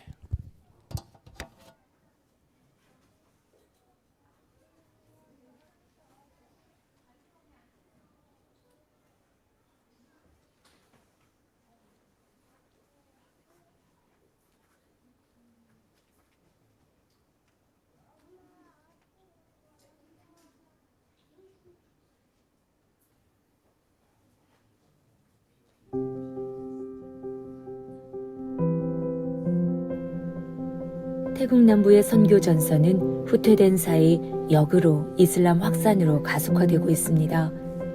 주요 13개 도시의 거의 모든 동네마다 히잡을 쓴 무슬림들을 쉽게 볼 수 있는데요. 처음에는 이러한 현상의 원인을 이슬람의 적극적인 포교 전략으로 추정했습니다. 그러나 그보다는 태국 중앙정부의 경제 봉쇄 정책에 따른 빠따니 말레이 무슬림들의 경제적인 생존을 위한 이주에서 1차적인 이유를 발견할 수 있었습니다. 태국 남부의 무슬림들은 다른 이슬람 주류의 국가들과는 완전히 다른 이슬람 선교의 가능성과 기회를 제공하는 구조로 이해할 수 있습니다. 태국 남부처럼 무슬림이 다수인 사회임에도 무슬림 선교가 자유로울 수 있는 곳이 세계에 또 어디 있을까요? 전 세계적으로 점점 더 이슬람 선교의 문이 닫히는 상황 속에서 이슬람 선교의 비전을 가진 선교사들이 한 번쯤은 주목해 볼 만한 곳이 아닐까 생각합니다. 뿐만 아니라 이슬람 선교 훈련을 위해서도 태국 남부는 그 어느 지역보다 유리한 지역입니다. 태국에서 이슬람 문화 훈련과 사역 훈련을 수행하는 것이 매우 효과적이며 이곳에서 훈련받고 동일 문화권인 말레이시아나 인도네시아 무슬림 선교를 시도하는 것도 적극 추천합니다. 태국 남부 현장은 여전히 사역지로서 어려움의 요소도 있습니다. 그러나 그보다는 이곳이 너무 알려져 있지 않습니다. 태국 최남단 빠따니 말레이, 빠따니, 얄라, 나라티와 샤뚜는 공식적으로 상주 선교사가 0인 곳입니다. 동남아 최초의 독립 이슬람 왕국들이었으나 1902년 태국에 강제 합병당하고 이후 말레이시아를 점령한 영국의 압력으로 태국과 말레이시아에 분할 합병되어 오늘날까지 오고 있습니다. 불교 국가 태국에서 유일하게 말레이족 무슬림들이 다수를 이루는 특이한 지역입니다. 그래서 태국의 동아 정책에 반발하여 1960년부터 테러와 독립투쟁이 계속된 위험 지역이기도 합니다. 특히 2004년 대규모 테러 이후 계엄 상태가 지속되면서 상주 선교사들도 전원 철수했습니다. 2012년 얄라 한야이의 대규모 연쇄 폭탄 테러를 정점으로 이후 다소 소강 상태를 보이며 테러 양상도 소규모 국지적, 경제적 요인으로 전환되면서 긴장이 완화되는 추세입니다. 여전히 계엄 상태였으나 외부 우려에 비해 평화로운 지방 도시의 모습을 확인할 수 있었습니다. 한야이를 베이스로 비거주 사역을 통해 재진입할 수 있는 문을 열어주시고 빠따니 지역에 다시 예수 그리스도의 봄날이 찾아와 새로운 돌파 기회를 얻을 수 있도록 기도합시다. 태국 남부 현장의 어려움의 한계를 돌파하기 위한 전략과 헌신, 조직되고 연합된 한국교회와 선교 동역의 힘이 일어나도록 기도합시다. 네, 영상은 보셨는데 혹시 태국 다녀와 보신 분 계시죠? 손을 한번 들어보시죠. 네, 태국, 네, 태국 남부 가보신 분 계신가요? 네, 다 뭐 방콕 아니면 치앙마이, 푸켓, 뭐 빠따야 이 정도 가셨을 텐데 태국 남부라고 하는 지역에 대해서 사람들이 아시는 분들이 많이 없어요. 그래서 이 지역에 대한 간략한 소개와 저희가 왜 이 지역을 가는지에 대해서 좀 설명을 드리려고 합니다. 저희가 태국 남부 정탐 선교 아웃리치 이렇게 제목을 정했고요. 밑에 보시면 호인진이라고 하는 이상한 말과 이렇게 한자가 있습니다. 이게 무슨 말을 뜻하냐면 가는 사람 세 사람의 이름을 따가지고 함께하지 못한 우리 팀장님이신 김무진 형제가 자기 마음대로 한자를 이렇게 조합해가지고 의미를 만들었어요. 나중에 기도 제목 나눌 때 또 좀 더 나누도록 하겠습니다. 네, 넘어가나요? 전 세계의 미전도 종족 전체 종족 숫자가 17,468개의 종족이 있고요. 그 중에 42.5% 정도 미전도 종족입니다. 복음이 한 번도 들어간 적이 없거나 들어갔지만 교회가 자생적인 전도할 수 있는 교회들이 세워져 있지 않은 그런 지역들이 7,419개고요. 이게 보시면은 되죠 이게 빨간 선이 있지 않습니까? 많이 들어보셨을 텐데 10-40창이라고 북위 10도에서 40도까지의 그 지역 전체 지구를 뺑 돌면서 그 지역에 여기 보시는 것처럼 6,187개 종족이 집중되어 있습니다. 대략 한 85% 정도의 미전도 종족들이 그 지역에 있고요.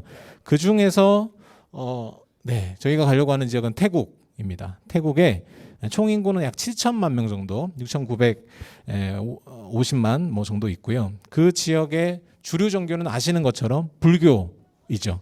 여기 이제 88.8%라고 돼 있는 데도 있고 위키피디아나 이런 데 가면 95%로 돼 있는 지역들도 자료들도 있습니다. 근데 저희가 보기엔 이슬람교가 9% 정도, 10% 가까운 숫자만큼은 이슬람들이 태국 안에 있다. 라는 저희가 조사를 했고요. 사실은 그 태국에 있는 이슬람 무슬림들의 관점에서는 이보다 훨씬 많습니다. 한 12%까지 한 1,000만 명 정도가 태국 안에 있다라고 얘기를 하거든요. 불교 국가 태국이라고 하는 나라에 1,000만에 가까운 무슬림들이 있다. 생소한 느낌이 드시죠? 그런 것들을 조금 이제 말씀을 드리려고 해요.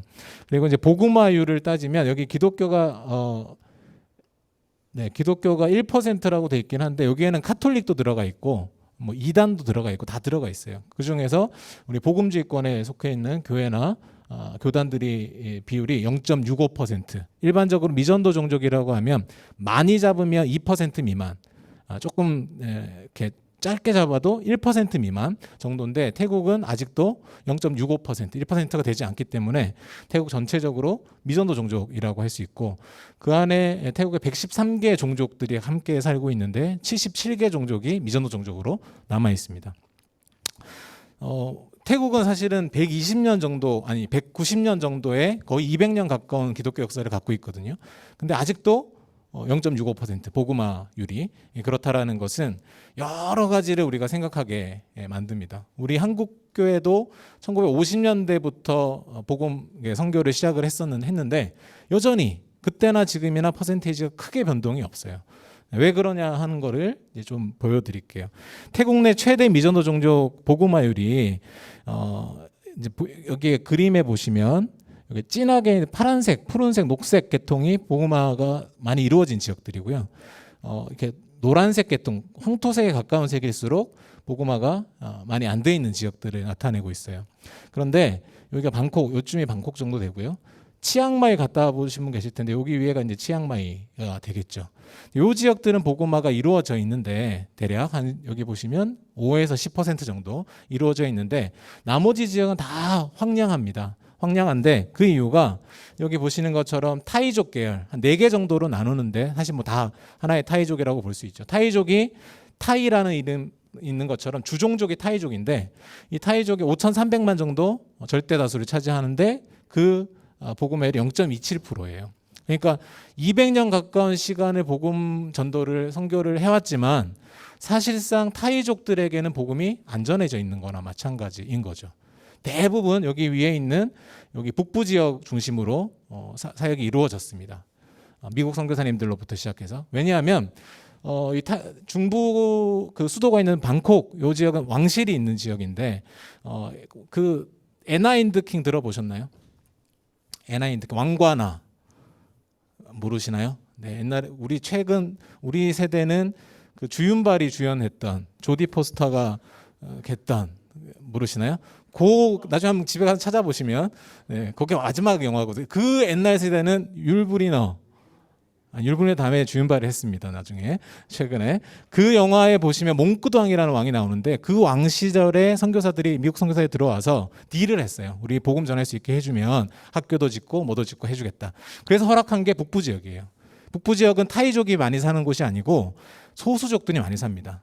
카렌족, 목걸이 이렇게 하고 다니는 사람들이라든지 그런 사람들이 많이 사는 지역이라서 이 지역은 그때부터 복음 전도가 이루어져서 상당수가 전도가 됐죠. 그래서 이렇게 색깔이 달라지는 거고요. 여기 방콕 중심으로는 워낙 외국인들이나 이런 분들이 많이 와 있고 북부에 있는 사람들도 태국 방콕에 많이 또 들어와 있기 때문에 이 지역은 또 복음화가 이루어져 있는 그런 상황이죠. 결국은 그때부터 선교를 했지만 타이족을 대상으로는 선교를 못하게 했었어요. 태국 정책적으로. 지금도 마찬가지입니다. 그렇기 때문에 이렇게 돼 있고 그 두 번째가 빠따니 말레이족, 저희가 가려고 하는 지역, 무슬림으로 거의 90% 돼 있는 그 지역인데 약 150만에서 200만 잡는데 그 지역이 그보다 훨씬 더 낮은 0.01%의 복음화율 가지고 있습니다. 저희가 가려고 하는 지역이 요 남부 손잡이, 요즘에 많이 드시는 토마호크 생각하시면 됩니다. 그 뼈 부분이라고 생각하시면 되겠죠. 그렇고요. 그거 좀 더 확대해 놓은 그림인데요. 거기 안에서도 저희가 송클라라고 하는 주에 하디아이라는 도시가 있습니다. 가장 남부에서 큰 도시인데 그 도시를 중심으로 들어가서 저희가 가능하다면 빠따니, 얄라, 나라티왑 이 0.0%대의 복음화율을 이루고 있는 이 지역들로 정탐 선교를 다녀오려고 합니다. 데이터를 좀 보시면 교회 숫자들이 쭉 나오는데 남부 지역만 뽑은 데이터들인데요. 보시면 빠따니 7개 교회가 있고요. 복음화율이 0.04%, 얄라는 11개, 그래 좀 많은 편입니다. 이쪽에 과거에 OMF 서양 선교사님들이 많이 들어 사역하셨던 곳이고 나라티왑 3개 교회밖에 없어요. 이렇게 돼 있고 기독교인 92명 이러고 있죠.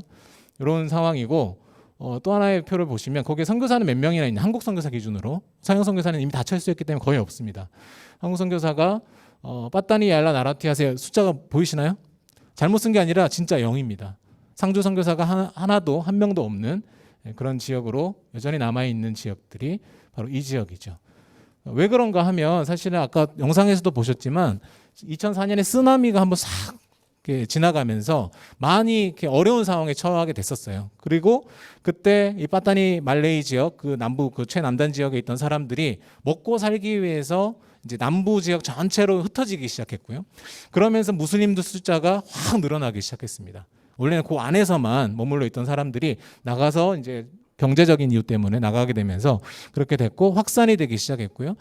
그러면서 복음화를 더 많이 떨어뜨리게 됐죠. 그리고 2012년에 그렇게 봉쇄 정책들을 많이 썼어요. 왜 봉쇄 정책을 쓰냐면 우리나라 옛날 일제시대를 생각하시면 쉽습니다. 우리나라 일제시대 때 일본이 내선일치라는 걸 하면서 다 일본 황국 시민화 시키겠다라고 언어도 못 쓰게 하고 그렇게 했었지 않습니까? 태국이 이 지역을 점령한 지가 200~300년 정도 되는데 이제 언어도 못 쓰게 하고 경제적으로 봉쇄시키면서 태국 중앙화를 시키는 과정들이 지금 계속 벌어지고 있어요. 60년대 때부터. 그러면서 자기 민족 정체성을 지키기 위해서 이제 뭐 테러도 하고 이목을 집중시키는 거죠.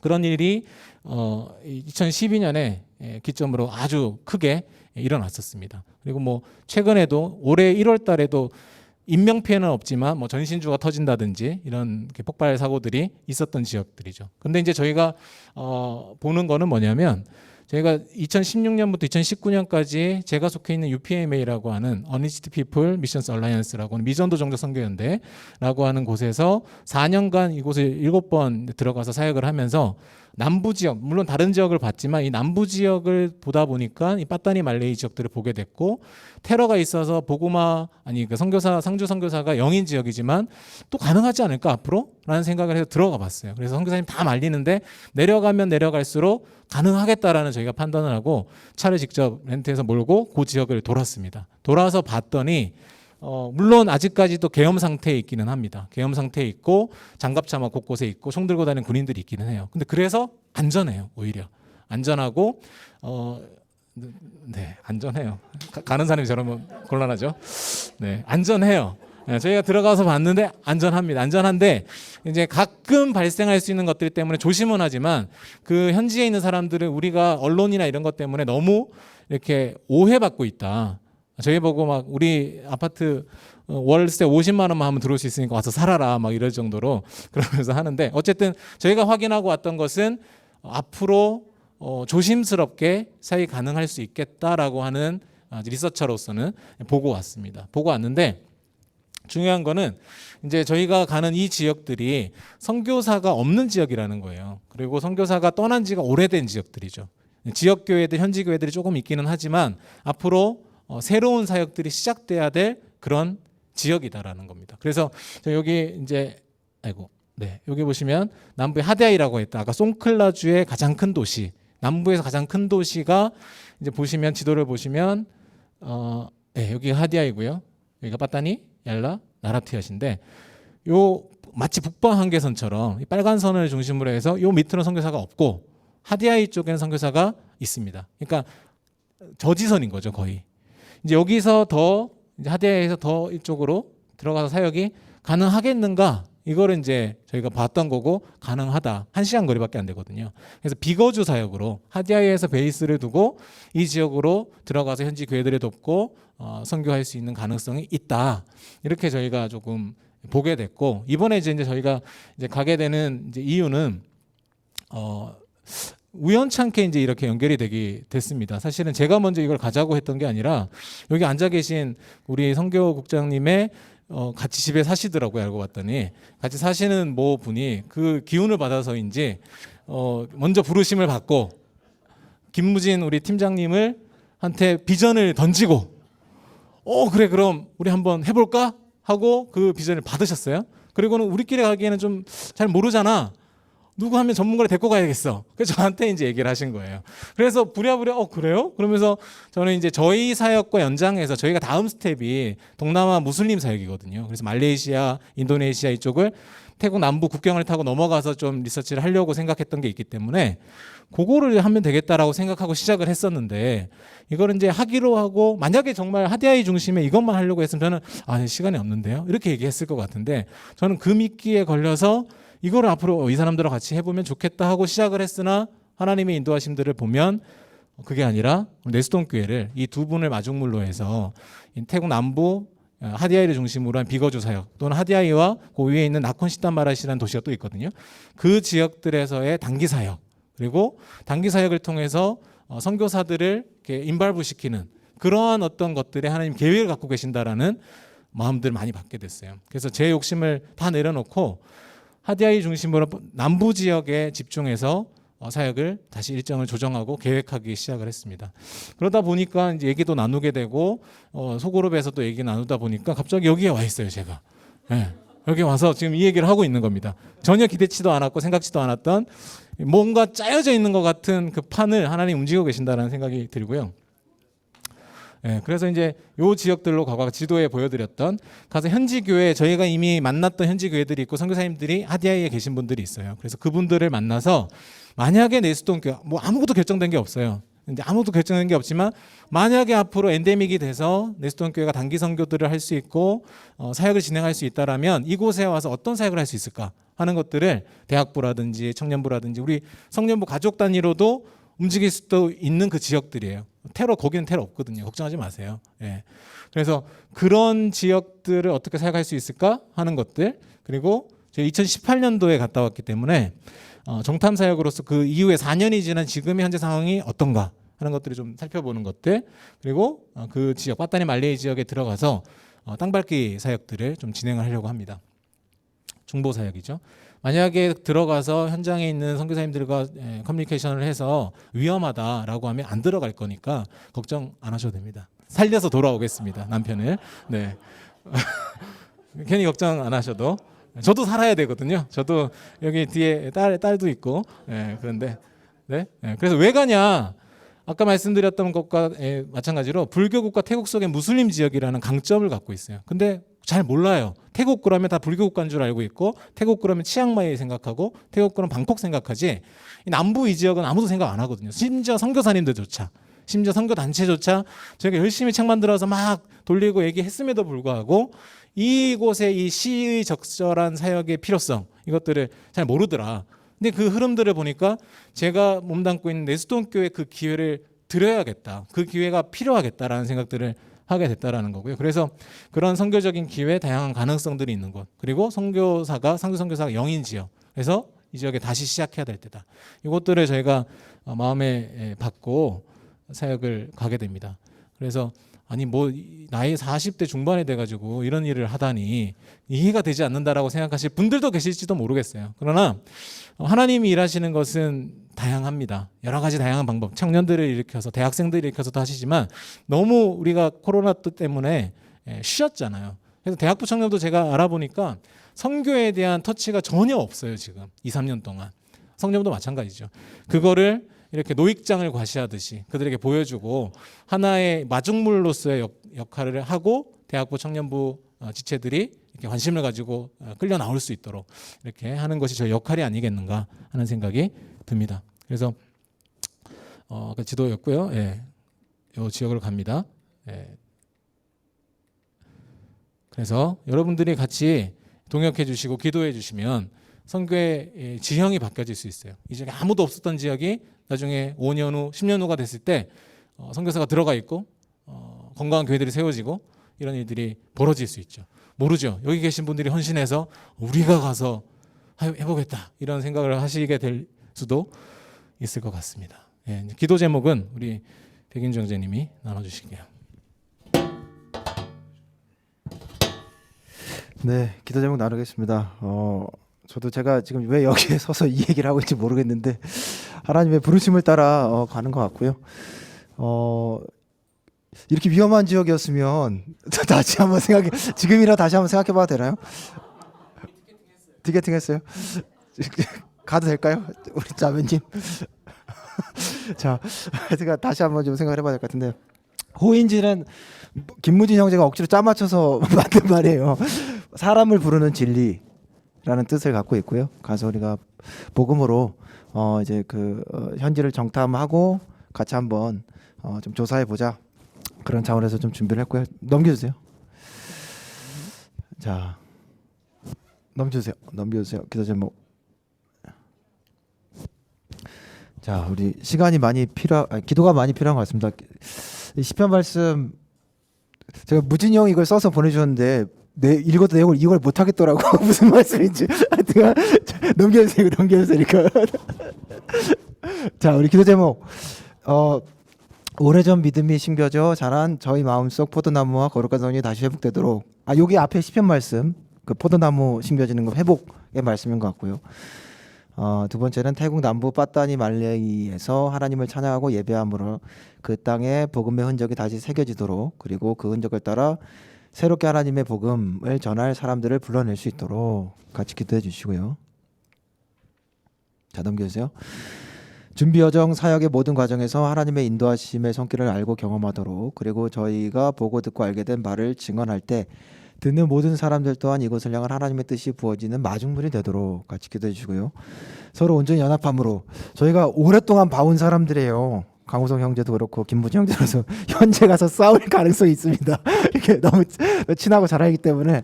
그래서 현재 가면은 이게 싸우지 않고 잘 연합해서 이제 사단이 틈타지 못하도록 기도해 주시고요. 두세 사람이 모인 가운데 예수님께서 함께 하심을 알고 나 자신을 돌아보고 각각 다른 사람의 일을 돌아보아 예수님의 기쁨을 충만케 할 수 있도록 기도해 주시고요. 자, 김문정 형제 얼마 전에 병원에 한번 입원했었어요. 그 위궤양으로. 그래서 모두 몸이 아픈 것 없이 잘 이제 지내고 올 수 있도록, 그리고 태국 남부 모습을 하나님의 관점으로 잘 전달하도록, 그곳에서 싸울 것이 더위, 벌레, 냄새가 아니라 공중 권세 잡은 영들이 잘 분별하고 작은 일에 은혜 주시도록, 제가 하나님을 신뢰하며 단기 선교 참여할 수 있도록 백인주 형제는, 그리고 선교 준비 기간 동안은 모든 상황 속에서 하나님의 인도하심을 구할 수 있도록. 단기 선교 기간에 제일 걱정이 되는 게 저희 가정에 참 평안함이 제일 걱정이 됩니다. 근데 생각해보니까 어제 제가 이 기도 제목 보내면서 웃었는데, 제가 떠나면 제일 평안할 것 같아요. 우리 가정이 제가 없으면 제일 평안할 것 같아서 제가 출발하는 순간부터 이 기도 제목이 이루어지는 것이 아닐까 그런 생각이 들고요. 자, 넘겨주세요. 자, 강화석 선교사는 이 일을 시작하신 하나님 인도하심에 민감하게 순종하며 나아가도록, 이번 사역으로 교회와 성도들이 태국 남부 무슬림 선교의 기회 가능성을 잘 알고 선교 정보가 생산되어 향후 사역의 마중물이 되도록, 태국 남부로 향하는 대학부 청년부 성년부의 단기 선교팀과 중보 기도팀이 일어나도록.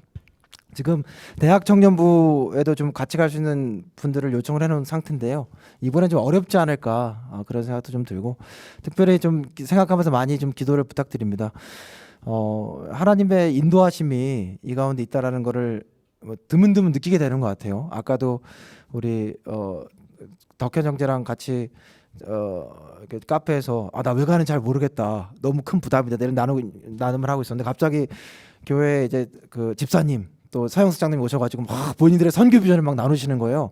그러면서 우리가 이 교회가 선교를 더 힘있게 해야겠다, 그런 비전들을 1시간 동안 나눴는데, 좀 곳곳에서 하나님의 손길을 느끼게 되는 것 같습니다. 여러분들 같이 기도로 동참해 주시고요. 가서 이제 안전하게 돌아올 수 있도록 기도해 주시면 좋을 것 같습니다. 네, 감사합니다. 네.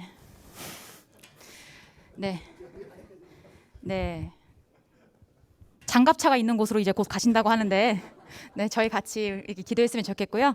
여러분들 안찰 기도라고 아세요? 막 등판 때리면서 기도하는 거?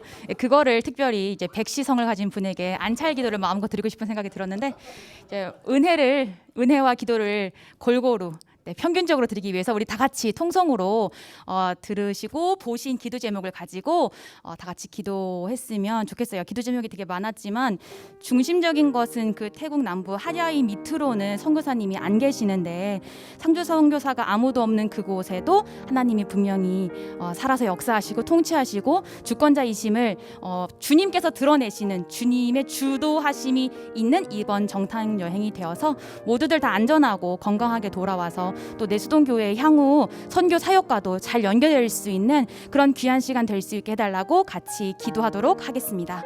하나님 아버지 감사를 드립니다. 주님, 우리가 가지고 있는 지식과 우리의 계획과 하나님 아버지 우리의 능력으로는 하나님 아버지 우리가 감당할 수 없는 것들이 너무나 많사오니 아버지께서 하나님 인도하시고 주님이 인도하시는 여행이 될 수 있도록 하나님 도와주시기를 원하며, 아버지 하나님께서 아버지 하나님, 아버지 선교사님들이 없는 그 땅 가운데 아버지 하나님 또 4년 만에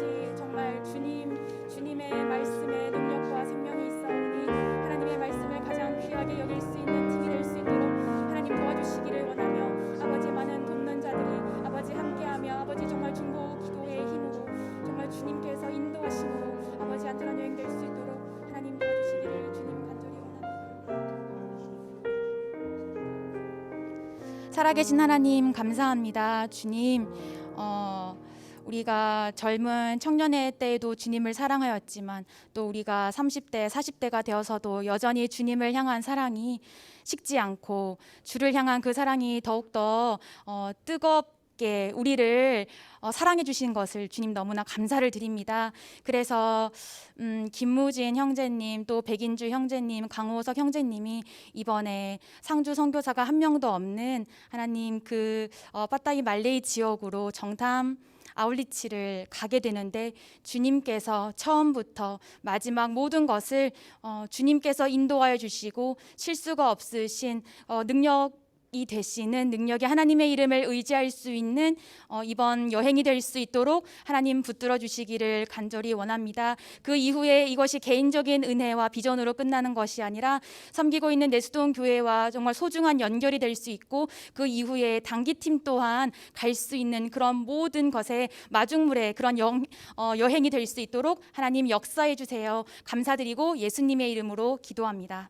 아멘.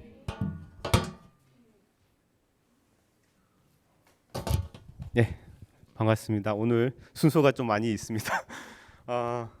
귀한 사역들 잘 감당해 주시고요. 예, 성년부가 이제 코로나 이후에 많은 변화가 있는 것 같습니다. 팀장님들도 새롭게 세워지고 그랬는데 감사하게도 가지 마세요.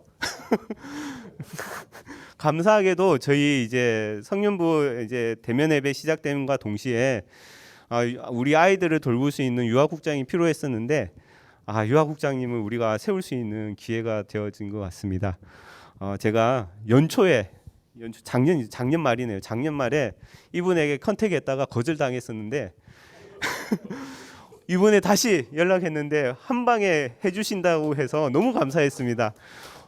그래서 이 시간에 우리 유아국장으로 섬기게 될 김용옥 자매님을 먼저 모시고 더불어서 같이 또 새로운 분을 세우게 됐는데 우리 찬양팀을 인도할 찬양팀장님을 새로 세웠습니다. 그래서 찬양팀을 맡게 된 이제 한수령 형제님도 같이 모셔서 인사하고 축복했으면 좋겠습니다. 예, 앞으로 나와 주시면 좋겠습니다.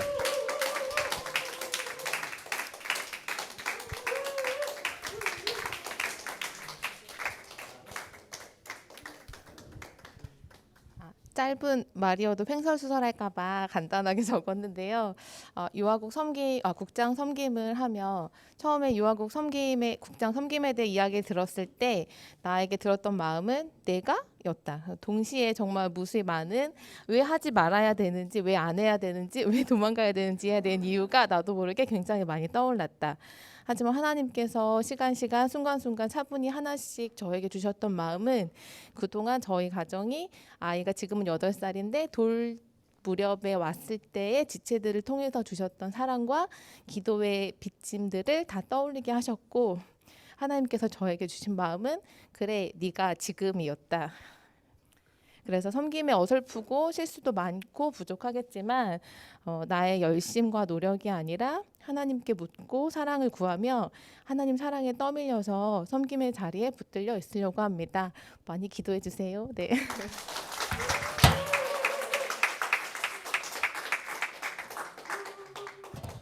네, 오늘 이런 자리가 있다는 얘기를 저는 어제 저녁에 들어가지고요. 따로 뭐 이렇게 준비를 해오지 못했으나 방금 영옥 자매가 얘기한 것처럼 찬양팀장 제의를 받았을 때 내가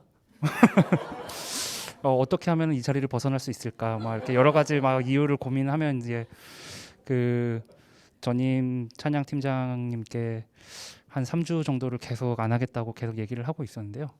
아까도 이제 그 주영 누나랑 잠깐 뒤에서 얘기를 하면서 이런 얘기를 했어요. 제가 성년부에 와서 사실 이제 좀 조용히 있다가 성년부를 졸업해야 되겠다 이런 생각을 하고 있었는데 예전에 이제 그 종식이 형이 그 리더 훈련을 받으라고 할 때도 제가요? 왜요? 막 이러면서 저는 그냥 좀 조용히 있고 싶어요. 막 이러면서 이제 계속 미루다가 이제 리더 훈련을 받고 또 이제 국장 섬김을 전에도 이제 앞에 나와서 한번 말씀드렸지만 이제 목사님께서 한 3년 정도를 계속 해마다 국장을 좀 해야 되지 않겠니라고 말씀하셨을 때도 제가요 왜요? 막 이러면서 이제 계속 미루면서 결국에 이제 국장 섬김을 하고 이번에도 사실은 이제 어떻게 하면 이 자리를 벗어날 수 있을까 이렇게 고민을 하다가 저희 저녁에 이제 그 아이들하고 계속 그 매일 성경 가지고 큐티를 하고 있는데 그 요즘에 이제 사무엘상 말씀을 이렇게 하고 있는데 뭐 좀 생뚱맞긴 하지만 그 사무엘이 사울을 이렇게 그 왕으로 삼기 위해서 안수를 하고 보내면서 그 아이들 그 쉬운 성경으로 이제 본문이 되어 있는 걸 저희가 큐티를 하는데 거기에 이런 말씀을 하더라고요. 가서 네가 옳은 것을 행하라. 옳다고 생각하는 것을 행하라. 이런 말씀이 있었어요. 근데 이제 그게 저는 되게 마음에 부담이 됐어요. 그 말씀을 읽으면서 사실 이제 종식형이 그 팀장 제의를 하고 이제 아내한테 종식형이 나한테 찬양 팀장 하래. 아 참 말도 안 돼. 막 이러면서 나는 안 할 거야. 막 이러고 있었는데 그 큐티를 하는 날 너무 막 이렇게 마음에 부담이 되는 걸 아이들하고 이제 말씀을 읽고 나누면서 야 아빠가 조만간에 좀 성년부에서 일을 해야 될 것 같아.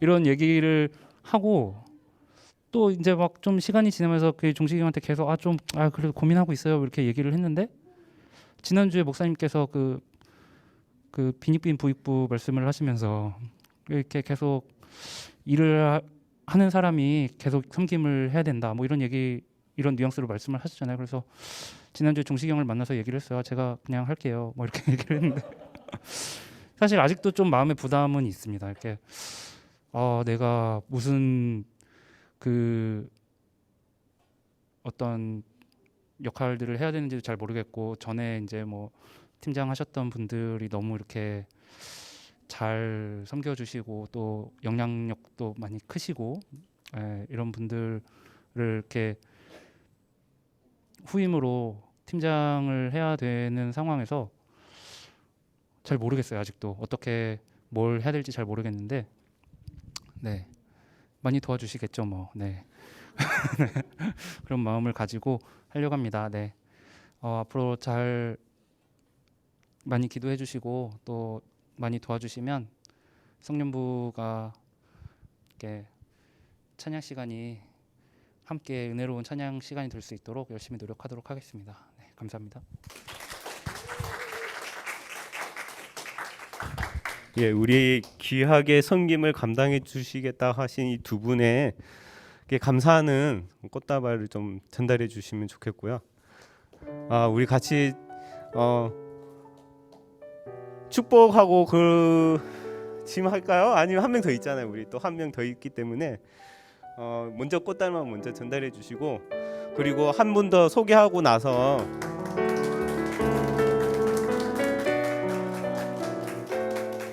예, 한 분 더 소개하고 나서 전체적으로 아까 나가 전탐여행 가시는 분 그리고 새로 오신 섬기시는 분 또 한 분을 같이 축복했으면 좋겠습니다.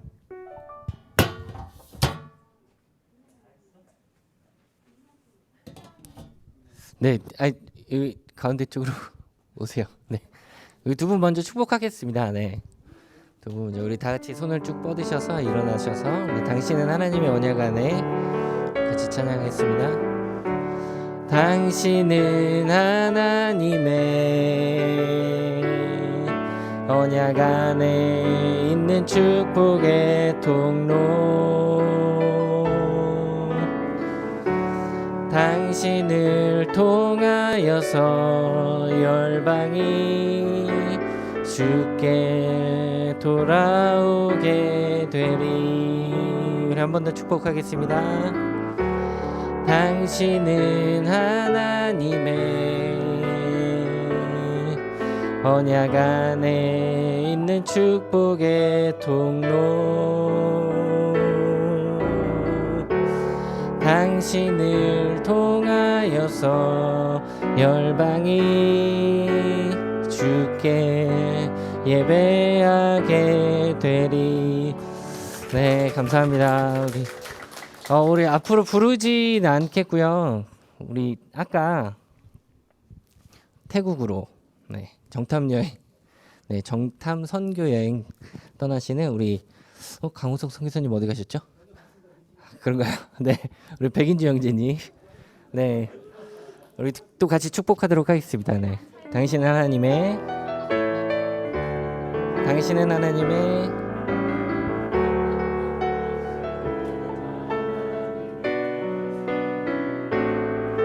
언약 안에 있는 축복의 통로, 당신을 통하여서 열방이 주께 돌아오게 되리. 네, 안전하게 잘 다녀오시기 바랍니다. 그리고 네, 사실은 이제 지금 좀 축복하는 시간을 갖도록 하겠습니다. 네, 사실 마음에 굉장히 부담이 많이 돼요. 제 예상한 것보다 한 30분 정도 늦어졌어요. 네, 지금 굉장히 마음이 부담이 되는데, 그렇지만 네, 우리 같이 마음을 다해서 축복했으면 좋겠습니다. 뒤에 보시면은 우리 문규환 형제가 왔어요. 네, 네, 좀 앞으로 잠깐 우리 인사할까요? 네. 너무 반가워서 간단하게. 네, 안녕하십니까. 저는 89돌의 문규환이라고 합니다.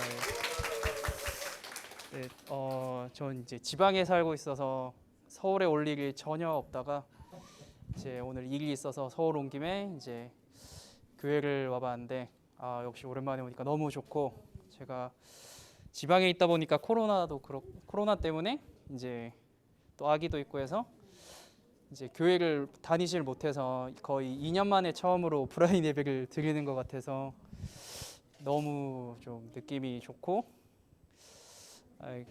많이 좀 반성을 하게 되는 것 같습니다. 그래도 또 이렇게 만나 뵙게 돼서 반갑고 또 계속 함께 하도록 하겠습니다. 우리 같이 축복하도록 하겠습니다. 네, 당신은 하나님의 마지막으로 일어서시는 거라고 생각하시고, 당신은 하나님의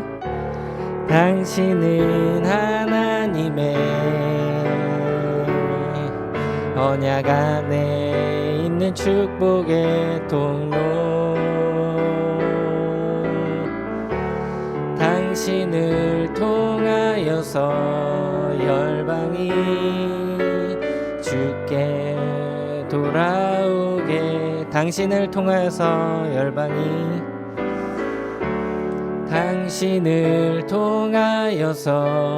열방이 주께 예배하게 되리, 주께 예배하게 되리. 네, 감사합니다. 네, 감사합니다. 잠시만요.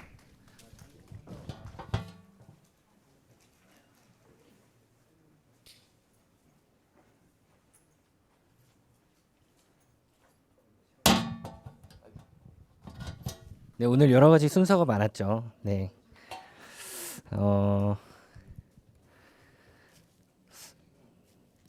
광고 드리도록 하겠습니다. 네, 광고 6월 예배 안내입니다. 다음 주일도 성년부 예배가 있습니다. 오늘 이렇게 어쩌면 이제 공식적으로 이렇게 오프라인 예배 시작되고 여러분들 만나 뵙게 되니까 너무 더 반갑고 좋다는 생각이 듭니다. 네, 이번 주와 동일하게 다음 주에도 이 4층 성년부실에서 함께 만나 예배하고 교제하면 좋겠습니다. 예배 시작 시간이 1시 20분입니다. 네, 1시 20분 조금 빨리 땡겨서 진행을 하게 됐고요. 김밥은 계속 이제 광고 드리는 것처럼 성년부 계좌로 입금을 해주시면, 근데 이제 그냥 넣어주시면은 저희가 헌금인지 김밥인지 헷갈리거든요. 네, 그래서 김밥이라는 단어를 꼭 붙여서 입금을 해주시면 저희가 준비를 하도록 하겠습니다. 19일 예배는 혼자만의 생각에 잠길 때 소그룹에서 섬겨주시도록 하겠습니다. 유아국에서 아이들이 가지고 놀 수 있는 보드게임을 기증받고 있습니다. 저희 구석에 있을 거예요. 이렇게 누군가의 손길을 기다리는 그런 보드게임들을 이제 꺼내주시고 저희 새로운 친구들을 만날 수 있게 해주시면 좋지 않을까. 성년부 주일 헌금 안내해 드립니다. 지금 뒤에 보시면은 헌금함을 비치해 놨거든요. 뭐 들어오실 때 이제 헌금을 하시거나 저희 예배 준비하면서 네, 예배 순서로 이렇게 헌금 시간을 넣어서 우리 헌금할 수 있는 시간을 갖도록 하겠습니다. 기도회 매주 화요일 저녁 10시에 진행되는 부분 네, 또 기억해 주시고 같이 기도했으면 좋겠습니다. 네, 마지막으로 네, 오늘 또 찬양하고 마무리 네, 할게요. 네, 오늘은 특별히 네, 일어나실 필요는 없고요. 네. 공식적으로는 거의 2년 반 만에 그죠? 거의 2년 반 만에 오프라인 예배로 함께 모인 것 같아요. 그래서 오늘은 서로를 축복하면서 네, 마무리했으면 좋겠습니다. 네, 당신은 하나님의 언약 안에 있는 축복의 통로로 서로를 바라보시면서 네, 서로를 바라보시면서 우리 서로를 축복하면서 마무리했으면 좋겠습니다. 네, 하나님의 언약 안에 있는